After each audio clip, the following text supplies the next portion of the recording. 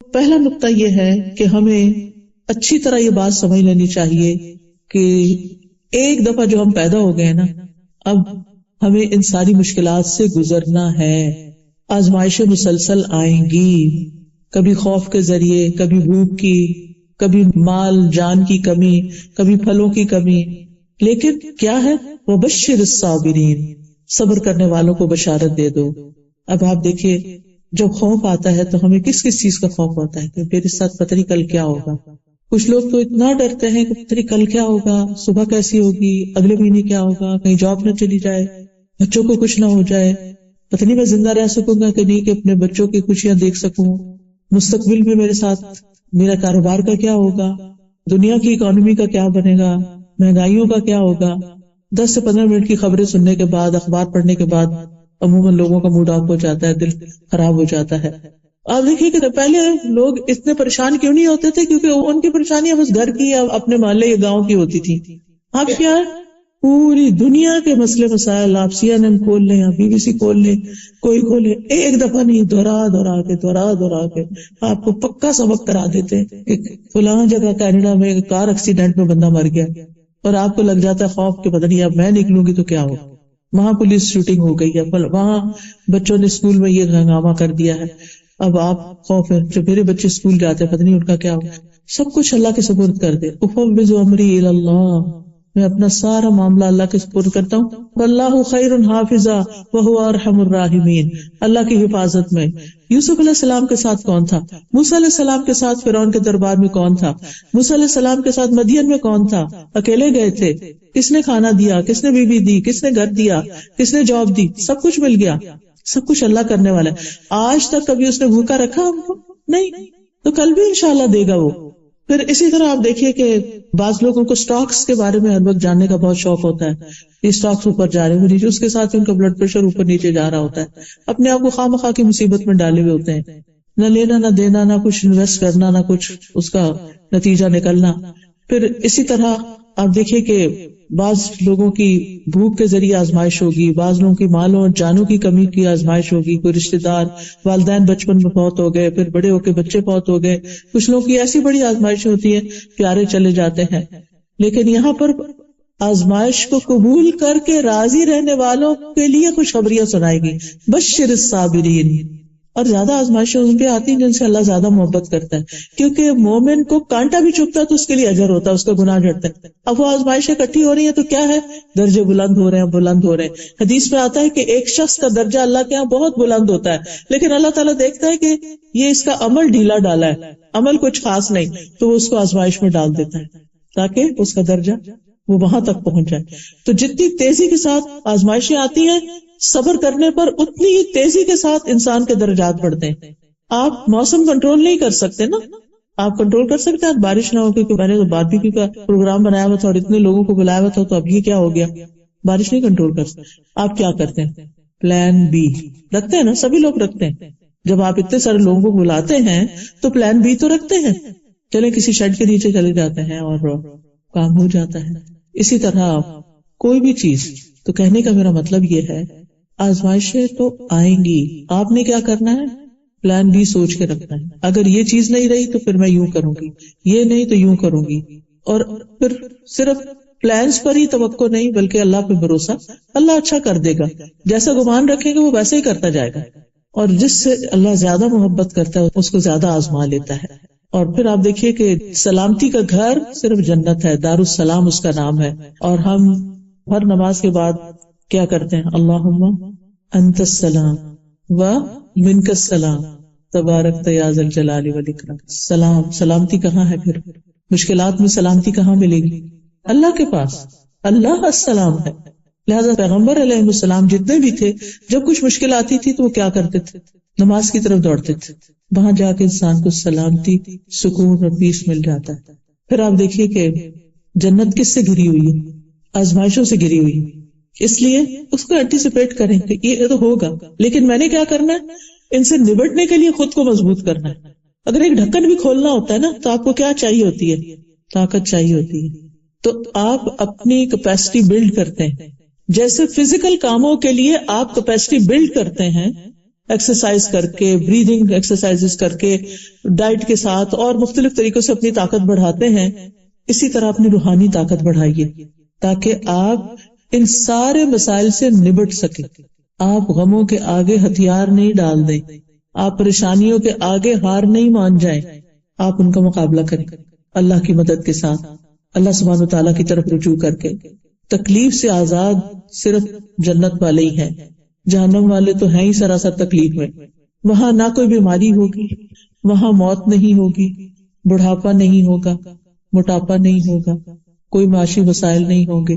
بھوک کی وجہ سے نہیں کھائیں گے، انجوائے کرنے کے لیے کھائیں گے، صرف انجوائمنٹ کی چیزیں ہوں گی. جیسا آپ کا ٹیسٹ ویسے کھانا مل جائے گا آپ کو، اور کوئی رکاوٹ بھی نہیں. دنیا میں تو یہ ہوتا ہے نا کہ جب اچھا کھانا ہوتا ہے تو انسان کہتا ہے تھوڑا اور کھا لوں، لیکن غلطی کر کے کھا لیتا ہے تو مصیبت میں پڑ جاتا ہے، نہ کھائے تو حسرت میں رہتا ہے، تھوڑا اور مزہ کر لیتا. تو جنت جو ہے وہ انجوائے کرنے کی جگہ ہے. لہٰذا اس دنیا میں مشکل آئی، صبر کیا، تو صبر کا بدلہ کیا ہے؟ جنت ہے. وبشر الصابرین الذین اذا اصابتهم مصیبۃ قالوا انا للہ وانا الیہ راجعون. یہ چیز چلی گئی، ہم بھی اللہ کی طرف جانے والے ہیں، یہاں تھوڑی رہنا ہے. چلی گئی تو چلی گئی، کوئی بات نہیں. کوئی چھوڑ جاتا ہے، کوئی بے وفائی کر جاتا ہے، کوئی دھوکہ دے جاتا ہے، کچھ ٹوٹ جاتا ہے، کوئی جاب چلی جاتی، کچھ بھی. انا للہ وانا الیہ راجعون. یہ چیز چلی گئی، ہم نے بھی جانا ہے، تھوڑی دن ہے باقی، یہ بھی گزر جائیں گے. اب تک کی گزر گئی اور بھی گزر جائے گی. فکر کی ضرورت نہیں، پریشان نہیں ہونے کی ضرورت. اللہ نے اتنا کچھ اور بھی تو دے رکھا ہے، یہاں سے نہیں تو یہاں سے کام چلا لوں گی، اللہ دے گا. اور دوسری بات یہ کہ اس وقت اللہ سے اتنا اچھا گمان کیا کریں کہ اللہ تعالیٰ جس سے محبت کرتا ہے اس کو آزمائش میں ڈالتا ہے. یہ اللہ کی محبت کی نشانی ہے تو بڑی مشکل بات، لیکن ہے اس کی محبت کی نشانی. حدیث میں آتا ہے وَإِنَّ اللَّهَ إِذَا أَحَبَّ قَوْمًا ابْتَلَاهُمْ.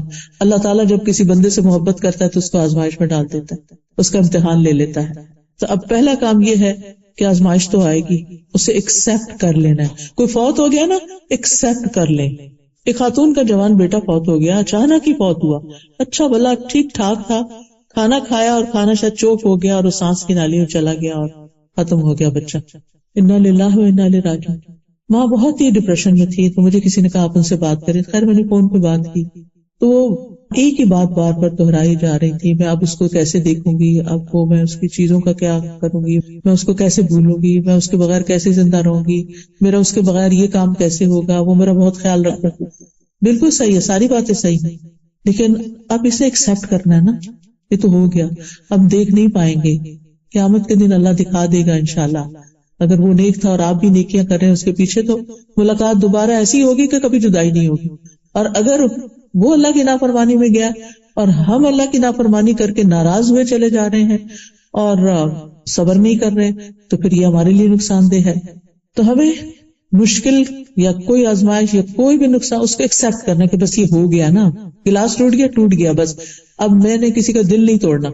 بعض اوقات کو مہمان توڑ دیتا ہے، اب تو خیر ڈسپوزیبل سے مہمانوں کو بھگت لیتے ہیں، لیکن یہ کہ کوئی خاص مہمان بھی ہوتے ہیں جن کے لیے بڑے شوق سے آپ بڑی اچھی کراکری نکالتے ہیں اور وہ پھر ان کے ہاتھ سے چھڑک جاتی ہے اور ٹوٹ جاتی ہے، اور پھر اب وہ ساری محبت اور خوشی جو ہے وہ غم میں بدل جاتی ہے. وہ چھوڑے اس کو، یہ تقدیر کا حصہ تھا، اس کی موت یہی لکھی ہوئی اور ان کے ہاتھوں لکھی ہوئی تھی، اس نے یہی ٹوٹنا تھا. ہو گیا نا، بس ہو گیا، ختم، آگے چلو، موو آن. اللہ اور دے گا. دیکھیں اگر ہمارے برتن ٹوٹے نا تو ہم نئے کہاں سے خریدیں، اور تو جگہ ہی نہیں ہے، اتنا کچھ بھر لیا. پھر آپ دیکھیے کہ یہ اپنے آپ سے دہرایا کریں کہ یہی زندگی ایسی ہی ہے، رولر کوسٹر ہے، اسموتھ رائڈ نہیں ہے. یہ ہوگا، کوئی بات نہیں. جب آپ بیک ہوم جاتے ہیں اور ٹوٹی ہوئی سڑکوں پہ گاڑی چلاتے ہیں تو کچھ لوگ ہوتے ہیں کہ وہ ایکسپٹ کر لیتے ہیں کہ یہ ٹوٹی ہوئی سڑک ہے، اس پہ یہ ہوگا، اور کچھ لوگ ہر تھوڑی دیر کے بعد توبہ کیسا گڑا آ رہا ہے، یہ ہو گیا، وہ سارا مزہ ہی خراب کیے رکھتے ہیں اپنا اور دوسروں کا بھی. تو یہ تو ہوگا، ٹوٹی سڑک پہ آپ چڑھے ہیں تو ہوگا، اس زندگی میں آئے تو اب یہ تو ہوگا.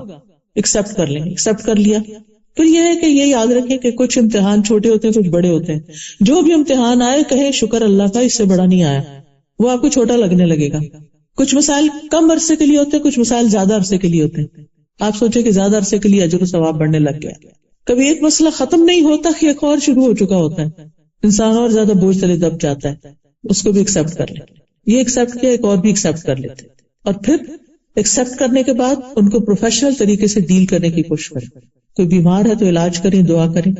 اگر روزی روٹی چلی گئی ہے تو اس کے لیے آپ بھاگ دوڑ کریں, کچھ نئی جگہ تلاش کریں. ہو سکتا ہے اسی میں ہی خیر ہو, آپ کو اللہ نے اس سے بہتر دینا ہو, آپ اس کے ساتھ چمٹ کے بیٹھے ہوئے, یہ گیا ہے تو اب آپ نئی تلاش کریں گے, اللہ تعالیٰ آپ کے لیے نیا وینیوز کھول دے گا. سوچ کو مثبت رکھیں, پازیٹو سوچیں, پریشانی کو مثبت سوچ میں بدل لیں. یہ یاد رکھیں ہر مشکل کے ساتھ آسانی ہے. قرآن میں آتا ہے فَإِنَّ مَعَ الْعُسْرِ يُسْرًا إِنَّ مَعَ الْعُسْرِ يُسْرًا. اب آپ دیکھیں دو طرف یسر ہے, بیچ میں عسر ہے. دو بار اللہ تعالیٰ اس آیت کو لائیں تاکہ مومن کو تسلی ہو.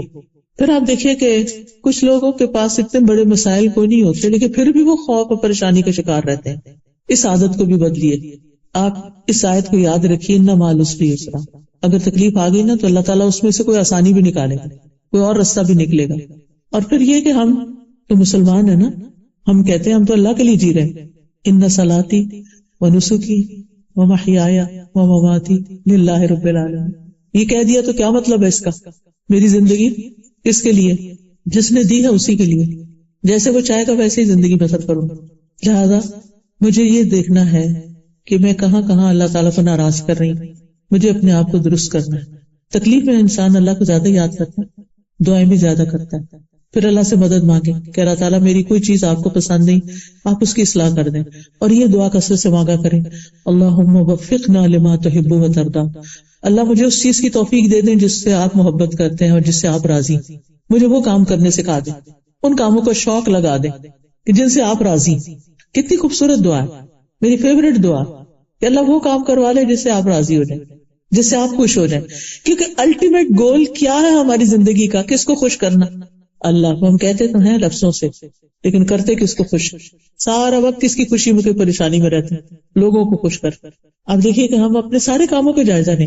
مثال کے طور پر آپ دیکھیں کہ ہماری شادیاں ہوتی ہیں تو ہم لوگوں کو خوش کرنے کے لیے کیا کیا نہیں کرتے اور خود اپنا حال خراب کر لیتے ہیں دوسروں کو خوش کر کر کے. لوگ پھر بھی خوش نہیں ہوتے. وہ ساری اچھی چیزیں پا کر, کیونکہ انسانی نیچر ہی ایسے شیطان کے دباؤ میں, ساری اچھی چیزیں پا کر جو چیز ذرا ٹھیک نہیں ہوگی اس کو پکڑ لیں گے. کیسا لگا کھانا, وہ جو فلاں چیز تھی نا, وہ سیلڈ کا فلاں پتا تھا, وہ فلاں ایسا, چھوٹی سی کوئی چیز اس میں سے نکال لیں گے. پھر یہ ہے کہ اللہ کو دوست بنا لیں. یوسف علیہ السلام کی زندگی بڑی آزمائشوں میں گزری تھی. اللہ نے ان کو بادشاہت بھی دے دی, ہر چیز ان کے کنٹرول میں دے دی, سب ان کے تابع ہو گئے, ہر چیز ان کے لیے مسخر ہو گئی. انہوں نے کیا مانگا؟ فاطر السماوات والارض انت ولی فی الدنیا والآخرہ. میرا سہارا یہ اس بادشاہت پہ نہیں, ان اختیارات پہ نہیں. انت ولی فی الدنیا والآخرہ, تو ہی میرا دوست ہے دنیا اور آخرت میں. توفنی مسلمن, مجھے اسلام کی حالت میں فوت کرنا. میری فکر یہ ہے, میرا غم یہ ہے. والحقنی بالصالحین, اور مجھے نیک لوگوں کے ساتھ ملانا, صالحین کے ساتھ, مرنے کے بعد بھی, دنیا میں بھی نیک لوگوں کے ساتھ اور موت کے بعد بھی نیک لوگ. کیونکہ نیک لوگ کسی کی غیبت نہیں کرتے. کسی کی نیکی کو پہچاننا نا, یہ نیک ہے یا نہیں, اس کی گفتگو پہ غور کیا کریں کہ یہ منفی باتیں کرتا ہے یا مثبت باتیں کرتا ہے. یعنی یہ لوگوں کی صرف برائیاں ہی چنتا رہتا ہے یا اس نے کبھی لوگوں کی تعریف بھی کی اور اچھی بات بھی کی ہے. نیک لوگ وہ ہوتے ہیں جو اپنے رویے سے, اپنے معاملے سے, اپنی باتوں سے دوسروں کو خوشی دیتے ہیں. وہ لوگ نیک نہیں ہوتے کہ اگر آپ ان کے پاس بیٹھے تو ڈپریشن میں اور پڑ کے اٹھیں کہ آپ کو مایوس ہی کر دیں. تو ایمان ہونے کے باوجود اگر ڈپریشن ہو رہا ہے تو یاد رکھیے کہ اللہ ایمان والوں کا دوست ہے, وہ انہیں اندھیروں سے نکال کر روشنی میں لاتا ہے. تو اللہ کو دوست بنا لیں. پھر اللہ کے ذکر میں خود کو مشغول رکھیں. ابن تیمیہ کہتے ہیں رحمہ اللہ, جو شخص خود کو اللہ کے ذکر میں مشغول نہیں کرتا اور اس کی زندگی میں ایسے لمحات آتے ہیں جب وہ مکمل خاموش ہوتا ہے اور وہ کچھ نہیں کرتا, تو شیطان اس کے اندر وسوسے ڈالنے شروع کر دیتے ہیں. جو لوگ ذکر کرتے رہتے ہیں شیطان ان سے بھاگتا ہے, اور جب آپ ذکر چھوڑ دیتے ہیں شیطان آپ کے دل پہ جم جاتا ہے. جب آپ چپ کر کے بیٹھے ہوتے تو ذہن کدھر چلا جاتا ہے, ادھر ادھر بھٹکنے لگتا ہے. تو مثبت سوچ کے لیے ذکر ضروری ہے. پھر اللہ کا تقوی اختیار کریں. اللہ کے تقوی کا مطلب یہ ہے کہ جو چیزیں اللہ تعالیٰ کو ناراض کرتی ہیں ان سے بچیں, گناہوں سے بچیں, اور جو اس کو پسند ہے کام وہ کریں. اس کا فائدہ کیا ہوگا؟ اس کا فائدہ یہ ہوگا کہ مشکل ترین حالات میں آپ کے لیے رستہ نکل آئے گا. سورۃ طلاق میں آتا ہے وَمَن يَتَّقِ اللَّهَ يَجْعَل لَّهُ مَخْرَجًا وَيَرْزُقْهُ مِنْ حَيْثُ لَا يَحْتَسِبُ. جو اللہ کا تقوی اختیار کرتا ہے اللہ تعالیٰ اس کے لیے مشکل سے نکلنے کا راستہ بنا دیتے ہیں، اور اس کو وہاں سے رزق دیتے ہیں جہاں سے وہ سوچ بھی نہیں سکتا، گمان میں بھی نہیں ہوتا، خیال میں بھی نہیں ہوتا۔ حضرت ہاجرہ کی مثال لے، ایک خاتون تھی، خاتون میرے اور آپ جیسے، ہم سے بہتر، لیکن خاتون تھی، خاتون ہونے میں ہم جیسے۔ ابراہیم علیہ السلام نے ان کو اور ان کے دودھ پیتے بچے کو کہاں چھوڑا تھا؟ اگر آج ہمارا شوہر ہمارے ساتھ ایسے کرے تو پھر ہم کیا کریں گے؟ سنگل پیرنٹس کی آپ نے حالت کبھی دیکھی ہوئی؟ حضرت ہاجرہ نے کیا کیا تھا؟ وہ جب حضرت ابراہیم ان کو چھوڑ کے جا رہے تھے، کہاں چھوڑ رہے تھے؟ مکہ کی وادی میں، جہاں کوئی انسان ہی نہیں تھا، کوئی گھر نہیں تھا، کوئی کچن نہیں تھا، کوئی فریج نہیں تھی، کوئی کھانے کی چیز نہیں تھی، کوئی مارکیٹ نہیں تھی، کوئی اللہ والا رہتا نہیں تھا وہاں کے آپ کو لا کے دے دے، کچھ بھی نہیں تھا، ہر چیز سے محرومی۔ وہ اپنے شوہر کے پیچھے جاتی، آپ مجھے کیوں یہاں چھوڑ کے جا رہے ہیں؟ وہ خاموش ہے، وہ آگے چلنے لگتے، پھر پیچھے نہیں مڑ کے دیکھتے، آپ کیوں چھوڑ کے جا رہے ہیں؟ پھر جواب نہیں آتا، پھر تیسری دفعہ پوچھتی ہیں تھوڑا اور آگے جا کے، آپ مجھے کہاں چھوڑ کے جا رہے ہیں؟ کیوں چھوڑ کے جا رہے ہیں؟ اللہ ہمارا کبھی حاضر، کیا اللہ نے آپ کو اس کا حکم دیا؟ حضرت ابراہیم نے سر ہلا دیا، ہاں۔ تو دیکھیے اس عورت کا ایمان، پھر اللہ ہمیں ہرگز ضائع نہیں کرے گا، پھر ہم یہاں بھوکے نہیں مریں گے، ہم پھر تنہا نہیں ہیں، پھر اللہ ہمارے ساتھ ہے۔ غار میں نبی صلی اللہ علیہ وسلم نے کیا کہا تھا حضرت ابوبکر کو؟ لا تحزن ان اللہ معنا، غم نہ کرو، اللہ ہمارے ساتھ ہے۔ ہر مشکل میں پڑے ہوئے انسان کو یہی سوچنا چاہیے، اللہ ہمارے ساتھ ہے، ہم تنہا نہیں ہیں، ہم اکیلے نہیں۔ اگر انسانوں نے چھوڑ دیا تو کیا ہوا، مال نے چھوڑ دیا تو کیا ہوا، اللہ ہمارے ساتھ ہے۔ تو اللہ کا تقویٰ، اللہ کی یاد۔ اور حاجر علیہ السلام نے کبھی اس کو گمان بھی کیا ہوگا کہ اس کا حل زمزم ہوگا؟ آج تک ہم زمزم کو ترستے ہیں، کہیں سے مل جائے تو اس کو سنبھال کر رکھتے ہیں، اس کا ایک ایک قطرہ ہم سنبھالتے ہیں کہ اس کو ضائع نہیں ہونے دینا۔ تو کیا تھا؟ ان مع العسر یسرا، وہ کس طرح بھاگ دوڑ کر رہی تھی وہاں پر۔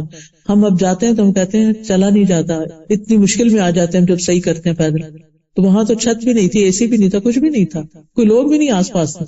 لوگوں کی موجودگی میں کام کرنا آسان ہو جاتا ہے بعض اوقات، اور سارے چلے جا رہے ہیں، کہتے ہیں یہ بھی تو چل رہے ہیں، وہ دیکھے کس طرح لگڑا کے چل رہا، میں بھی چلوں گی، چلنے کی ہمت آ جاتی، انسان دوسروں سے انسپائر ہو کے چلتا ہے۔ لیکن حضرت ہاجرہ رضی اللہ تعالی عنہا، سبحان اللہ، کوئی بھی تو نہیں تھا، اور شوہر نے بتایا بھی نہیں میں کب آؤں گا واپس، اور آؤں گا بھی کہ نہیں آؤں گا۔ کیا دل ہوگا، کیسا یقین ہوگا، کیسا توکل ہوگا کہ وہ اس وقت پریشان نہیں ہوتی بلکہ بچے کی فکر کرتی ہیں۔ وہ پہلے تو دودھ پلاتی رہی، پانی تھا پیتی رہی، کام چلتا رہا، جب سب کچھ ختم ہو گیا تو پھر بچہ رونا شروع ہو گیا۔ بہرحال اور کیا کرنا ہے، پریشانی، دکھ، غم، تکلیف، مایوسی میں اپنے گناہوں کا اعتراف کرنا ہے، یہ مشکلات سے نکلنے کا راستہ ہے۔ یونس علیہ السلام نے مچھلی کے پیٹ میں کیا پڑھا تھا؟ لا الہ الا انت سبحانک انی کنت من الظالمین۔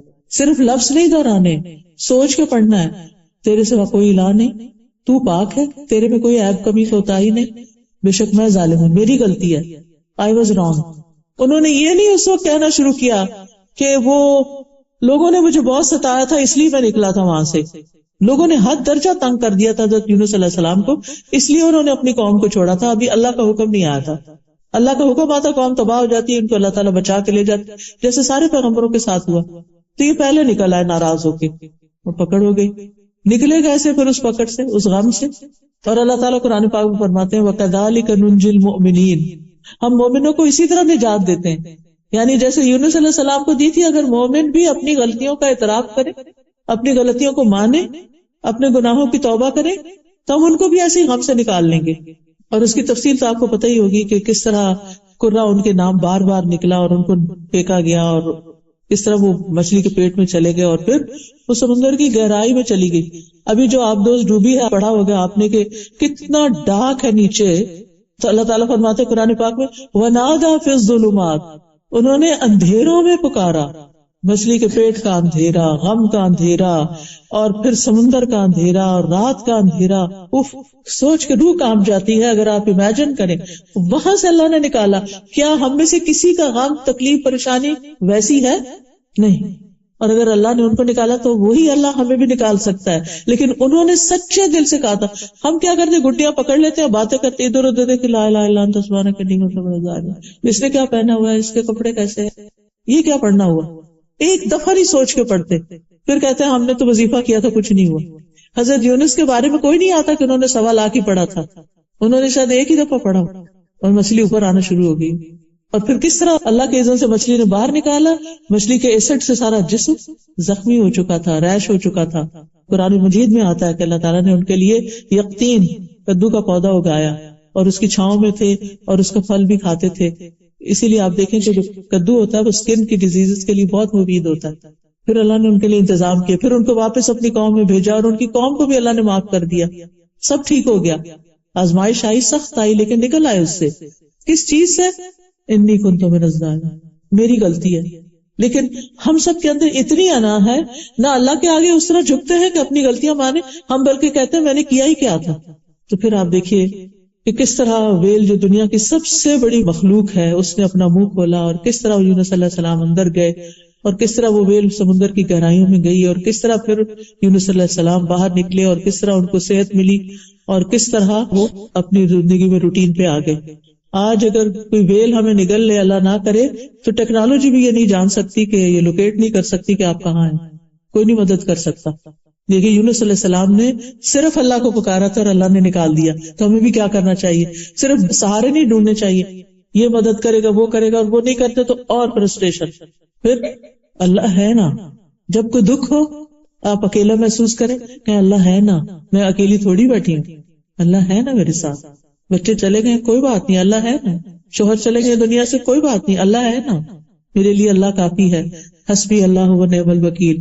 جب کبھی یہ خیال آئے نا کہ ہے، کیونکہ ہم سب جو ایج کے اس حصے میں 60+ مثلاً میری طرح، تو ہم سوچتے ہیں کہ اللہ نہ کرے اسپاؤس کو کچھ ہو، اللہ نہ کرے کہ بچوں کو کچھ ہو، پھر ہم اکیلے کیسے، کیا کریں گے کیا نہیں کریں گے.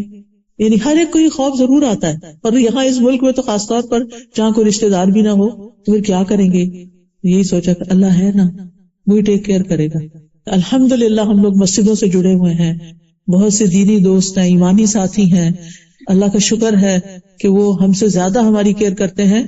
لیکن یہاں کے لوگوں کو آپ دیکھیں کہ ابھی میں ایک قصہ پڑھ رہی تھی، اور یہ ہماری ایک اسٹوڈنٹ نے لکھا جو فرسٹ ہینڈ انفارمیشن اس نے لی، میں نے پوسٹ بھی کیا تھا حکمت کی بات میں، کہ 92 ایئرس اولڈ خاتون تھی، پچھلے 8 سال سے ان کا بچہ ان کو دیکھنے نہیں آیا تھا، اور جب ماں فوت ہو گئی اور دفنا دی گئی تو ظاہر ہے کہ پراپرٹی تو چاہیے تھی، تو آ کر اس نے گھر کا سارا سامان جنگ کی طرح ٹرک میں ڈالا اور نکال دیا. ماں کی کیسی کیسی میموریز تھیں، تصویریں تھیں، چیزیں تھیں جو سنبھال کے اس نے رکھی ہوئی تھی، وہ بچے کو ان میں سے ایک بھی نہیں چاہیے تھی. دنیا کا تو یہ عالم ہے. تو اس طرح کے کتنے ہی لوگ ہوں گے جو گھروں میں، اور مجھے پرسنلی میں 2014 میں انگلینڈ میں گئی تھی، تو وہاں پر ہماری کچھ ساتھی تھی، تو وہ سوشل ورکر تھی، تو انہوں نے بتایا کہ کس طرح وہ مختلف بوڑھے لوگوں کو دیکھتے ہیں، گھر میں کوئی نہیں ہوتا، شام کے وقت ان کا پیمپر چینج کر کے آتے ہیں، ان کو بیڈ میں ڈال کے ٹک ان کر کے آتے ہیں، اور پھر وہ کہتے ہیں کیوں جا رہی ہوں، ابھی سے جا رہی ہوں، رات کا اندھیرا اور وہ تنہا. کتنے ہی ایسے لوگ ہیں جو بزرگ ہیں اور گھروں میں تنہا ہیں یا پھر ہومز میں ہیں. تو الحمدللہ اللہ نے ہمیں ایمان دیا، اللہ نے ہمارے بچوں کو اچھی سوچ دی کہ جو والدین کی کیئر کرتے ہیں، اور اگر اپنی کسی مجبوری کی وجہ سے وہ نہیں بھی کر سکتے تو سب سے بڑا سہارا تو اللہ ہی کا ہے. بچوں کو سہارا نہ سمجھیں، مال کو سہارا نہ سمجھیں، اپنے سٹیٹس کو سہارا نہ سمجھیں، اللہ کو سہارا بنائیں، اس پہ توکل کریں. جب کوئی خوف کے خیال آئے، افوض امری الی اللہ، میں اپنا معاملہ اللہ کے سپرد کرتی ہوں، اللہ ہی سنبھالے گا. اور اپنی غلطیوں کا ذکر. اور پھر آپ دیکھیے کہ مشکلات آتی ہیں ہمیں اللہ سے قریب کرنے کے لیے، اللہ سے قریب کرنے کے لیے. اور اگر کوئی مشکلات کے باوجود اللہ سے قریب نہیں ہوتا تو وہ دنیا کا بدبخت ترین انسان، اس نے کچھ سیکھا ہی نہیں.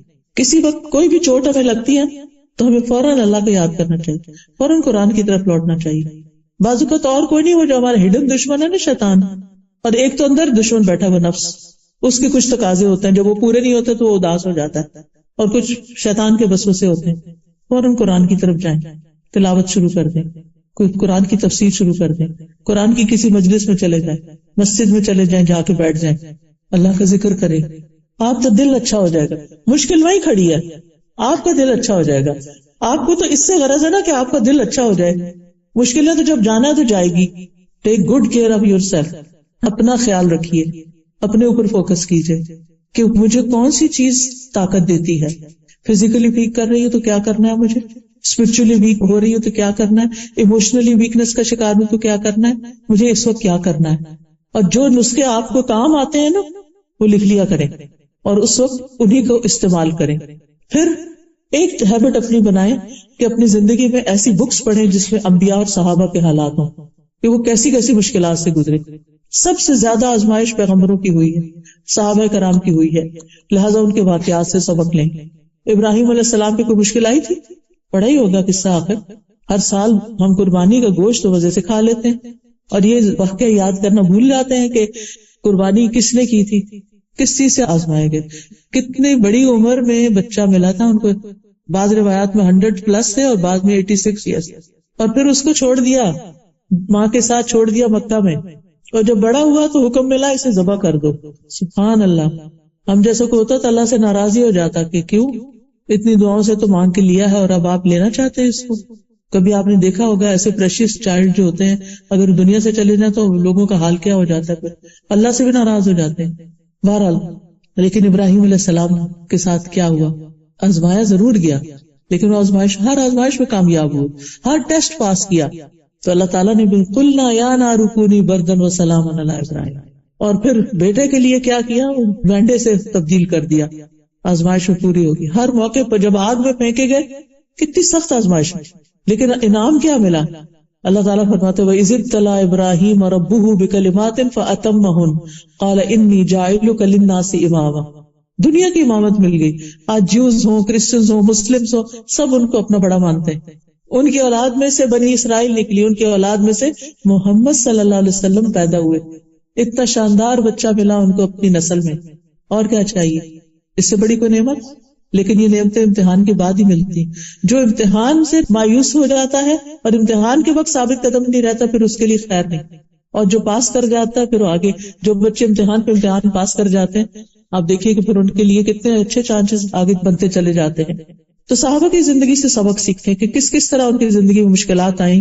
حضرت عائشہ کا وہ واقعہ یاد کریں کہ جب ان پہ الزام لگا تھا تو کتنی تکلیف میں انہوں نے مہینہ گزارا تھا، اور پھر کس طرح اس سے وہ نکل آئیں. پھر یہ کہ دعاؤں میں اللہ کے ناموں سے مدد مانگیں. مثلا اگر بیمار ہوتے ہیں تو ہم کہیں یا شافی، اللہم انت الشافی لا شفاء الا شفاءک اشف شفاء لا یغادر سقما. ہم اللہ کے نام سے دعا کر رہے ہیں، اور اللہ کا ہر نام ایسا جس کے بغیر ہم جی نہیں سکتے. اس لیے آج کے بعد اگر آپ اللہ سبحانہ وتعالیٰ کے نام، ایک ایپ بھی ہے اسماء اللہ الحسنی، اس میں اللہ کے ناموں کی ڈسکرپشن دی ہوئی ہے. وہ آڈیوز ہیں میرے، اور اللہ کے نام بھی ہیں، اور اس کو ترنم سے پڑھا ہوا بھی ہے. اگر آپ سنتے رہے تو آپ کو یاد بھی ہو جائیں گے، میننگز بھی ہیں. تو اللہ کا ہر نام ہماری زندگی میں ایک اہمیت رکھتا ہے. ہمیں اللہ سبحانہ وتعالیٰ سے صرف یا اللہ کہہ کے تعلق نہیں کرنا، اس کے سارے ناموں کے ساتھ کنیکٹ ہونا ہے. تو اپنا کوئی اسکیڈول بنائیں اور اللہ کے ناموں کے بارے میں جانیں، اللہ کو پہچانیں، اللہ سے مضبوطی کے ساتھ تعلق رکھیں، اور پھر انشاءاللہ جس موقع سے جو مشکل آئے گی اسی طرح کے نام کے ساتھ آپ اس سے مانگیں. پھر اللہ سے اچھا گمان رکھیں کہ اللہ تعالیٰ ظالم نہیں، اللہ تعالیٰ علم رکھتا ہے، اللہ تعالیٰ حکمت رکھتا ہے، اللہ تعالیٰ قدرت رکھتا ہے. مشکل حالات میں 4 طرح کے لوگ ہوتے ہیں. نمبر 1، مشکل سے ناخوش ہونے والے، ایسے لوگوں سے اللہ بھی ناخوش ہو جاتا ہے. نمبر 2، مشکل حالات میں صبر کرنے والے، تو اللہ سبحانہ وتعالیٰ ان کو بشارت دیتا ہے، بشر الصابرین. تیسرے، مشکل حالات میں اللہ کی رضا میں راضی اور خوش ہونے والے. یہ رضا کا درجہ آزمائش سے خوش ہونے والوں کا یہ صبر سے اونچا درجہ ہے. یعنی صبر تو کر ہی نہیں، اللہ پہ راضی. اللہ آپ کو پتا ہے کہ آپ نے مجھے اس میں کیوں ڈالا، اب آپ ہی اس کو ٹھیک کریں گے، بس مجھے آپ سے اچھی ہی امید ہے، اچھا ہی گمان ہے، لہذا وہ خوش رہتے ہیں. پھر آخری درجہ کس کا ہے؟ شکر کا. مشکل حالات میں بھی اللہ کے شکر گزار رہتے ہیں، اور یہ عباد اللہ الصالحین ہی کرتے ہیں کہ احمد اللہ علی البلاء، کہ آزمائش پر بھی میں شکر کرتا ہوں، اللہ کی تعریف ہے. وہ کہتے ہیں الحمدللہ علی کل حال، ہر مشکل میں، ہر حال میں اللہ کا شکر، اللہ کی تعریف. ایک دفعہ کسی کی انگلی میں چوٹ لگی، ان سے کہا کہ آپ اس پر ریاکٹ ہی نہیں کر رہے، آپ نے کچھ ظاہر ہی نہیں کیا. تو کہا یہ تو انگلی پہ چوٹ ہے، سوچے اگر میرے چہرے پہ چوٹ لگ جاتی، آنکھ میں لگ جاتی، پھر کیا ہوتا؟ تو میں تو اللہ کا شکر ادا کرتا. یہ ہوتا ہے شکر. عروہ بن زبیر تھے، ایک سفر میں تھے کہ ان کی ٹانگ میں کوئی بیکٹیریا گھس گیا، وائرس آ گیا، تو ان کی ٹانگ کاٹنی پڑی کیونکہ وہ ایک بیماری بننے شروع ہو گئی. اس کا واحد حل یہ تھا کہ اس کو کاٹ دیا جائے، ٹانگ کو کاٹنا پڑا. تو ان سے کہا گیا کہ آپ کو الکوہل پینی پڑے گی تاکہ آپ نشے میں. ان کا یہ میں نہیں کر سکتا. انہوں نے کہا کہ اچھا میں جب نماز پڑھوں گا نا تو پھر تم کاٹ دینا. لہٰذا جب وہ سجدے میں گئے تو ان کی ٹانگ کاٹ دی گئی. عروہ بن زبیر کے 2 بیٹے ان کے پاس آئے. جب وہ آ رہے تھے باپ کو لینے کے لیے تو ایک بیٹا گھوڑے سے گرا اور مر گیا. ادھر سے ٹانگ گئی, ادھر سے بیٹا گیا. ایک اور مشکل آ گئی اور بڑی بڑی مشکلیں.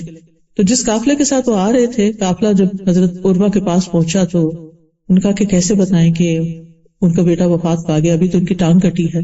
کسی نے کہا کہ نہیں ان کو خبر نہ دو کیونکہ وہ خود مشکل میں, کچھ دن کے بعد بتائیں گے.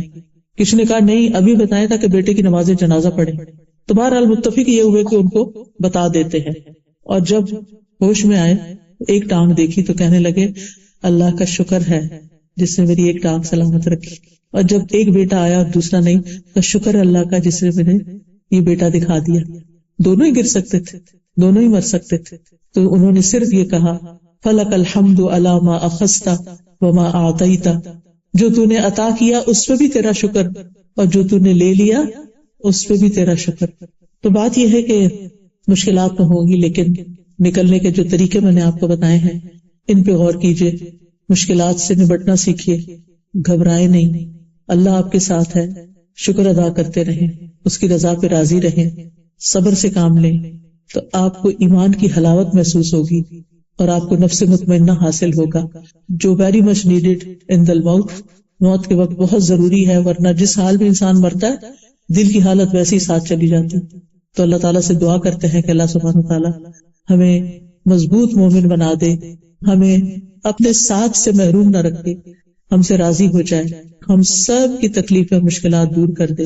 جتنی بہنیں آئی ہیں یہاں اللہ تعالیٰ ان سب کے غم دکھ پریشانیاں اور جو بھی ان کی زندگی میں مشکل چل رہی ہے اللہ تعالیٰ اس کو آسان کر دے, اور اللہ تعالیٰ ہمارے لیے موت کا مرحلہ آسان فرمائے, اللہ تعالیٰ ہمارے لیے قبر کا مرحلہ آسان فرمائے, اللہ تعالیٰ ہمارے لیے حشر کا دن آسان فرمائے. اللہ سبحانہ تعالیٰ ہمیں اپنا دیدار نصیب کرے, اللہ سبحانہ تعالیٰ ہمارے بچوں کو ہدایت اور ایمان پر رکھے, اللہ سبحانہ تعالیٰ ان کے لیے ہر طرح کی آسانیاں فرمائے. کبھی بھی ہمارے منہ سے کوئی ناشکری کی بات نہ نکلے, ہم اس کی رضا پہ راضی رہیں اور جو کچھ اس نے ہمیں دیا ہے اس پہ شکر ادا کرتے رہیں, اور جو چیزیں ہماری زندگی سے چلی گئی ہیں ہم ان پر اللہ سبحانہ تعالیٰ سے راضی رہیں. وآخر دعوانا ان الحمدللہ رب العالمین. جن لوگوں نے اس مجلس کا اہتمام کیا ہے, یہ کرسیاں لگائی ہیں, والنٹیئر کیا ہے, اور جتنی بھی ٹیم ہے شروع سے آخر تک جس طرح بھی آپ کو جس نے میسج پہنچایا ہے, اللہ ان سب کو جزائے خیر عطا کرے اور ان کی اس نیکی کو قبول کرے, اور اللہ کرے کہ آج کے لیکچر سے ہماری زندگی میں واقعی کچھ فرق آئے. تو جو کی پوائنٹس ہے گھر جا کے کہیں کاغذ پر لکھ لیجئے گا, جو باتیں آپ کو یاد رہیں, تاکہ کوئی مشکل ہے تو آپ اس کو پڑھ لیں اور پھر آپ کا دل اچھا ہو جائے. میرے خیال اسٹال بھی لگا ہوا ہے, اس میں کچھ کتابیں ہیں, آپ اپنے لیے اور اپنے دوستوں کے لیے لے کے جائیے. اس میں ایک استغفار کی برکت کتاب ہے, استغفار سے بھی مشکلات بہت حل ہوتی ہیں. تو اگر آپ کی گرمی کتاب اور مشکل میں ہے تو انشاءاللہ پڑھیں گے تو آپ کے لیے آسانی ہوگی. پھر شکر بھی کرنا ہے تو شکر کے فائدے کیا کیا ہیں, یہ کتاب بھی بہت اچھی, ایک ایک صفحہ بھی روز پڑھ لیں تو چند دن ایک مہینے میں کتاب ختم ہو جائے گی, اور اس سے آپ کو ایک ڈوز ملے گی, آپ کو ایک انرجی ملے گی. پھر زبان کی حفاظت, زبان سے کسی تکلیف میں کوئی برے لفظ نہیں نکالنے کیونکہ ہر چیز لکھی جا رہی ہے, تو بی کانشیس. تو اس میں ساری احادیث جمع کر دی گئی ہیں, خود بھی پڑھیے اوروں کو بھی سکھائیے. پھر زندگی میں آسانی کی دعائیں ہیں اس کارڈ کے اندر, یہ دعائیں پڑھتے رہیے. رزق کی پریشانی ہے تو رزق میں کشادگی کی دعائیں ہیں, یہ آپ پڑھیے. پھر اللہ کا شکر ادا کرنا ہے تو الحمدللہ پڑھیے. قرضے کے تلے ہیں تو یہ قرضے سے نجات کی دعائیں ہیں تاکہ آپ اس بوجھ سے فارغ ہوں اور آپ کے گھر جلدی پیڈ آف ہو جائیں. اور پھر یہ کہ صبح و شام کے اذکار جو ہیں وہ حفاظت کے لیے بہت ضروری ہے کہ آپ مشکلات سے بچے ہی رہیں. عافیت کی دعا ہے اس میں جو اللہ تعالیٰ کو بہت پسند ہے. پھر تسبیح کرتے رہیں, جس کو دشمن کا ڈر ہو, اندھیرے سے ڈر لگے, اس کو تسبیح پڑھنی چاہیے, اس میں آپ کو فائدے ملیں گے. جب یہ فائدے آپ پڑھیں گے تو آپ کے لیے تسبیح کرنا آسان ہو جائے گا. اسی طرح یہ بھی حفاظت کی دعاؤں کا ایک کارڈ ہے. اور ایاک نستعین میں مختلف چیزوں کے شر سے بچنے کی دعائیں ہیں, یہ تو ہر گھر کی کتاب ہے. اور پھر حدیثوں کی یہ کتابیں ہیں جو آپ اپنے بچوں کے ساتھ شیئر کر سکتے ہیں. اگر آپ کی ٹیچر ہیں, کسی اسلامی اسکول میں ہیں, تو یہ آپ کے لیے ایک اچھا ریسورس ہے. تو آپ سے اجازت چاہتی ہوں. آپ سب کا بہت شکریہ کہ آپ اپنا چھٹی کے دن میں وقت نکال کر یہاں پر پہنچے. اللہ تعالیٰ آپ سے راضی ہو اور اللہ تعالیٰ اس کو قبول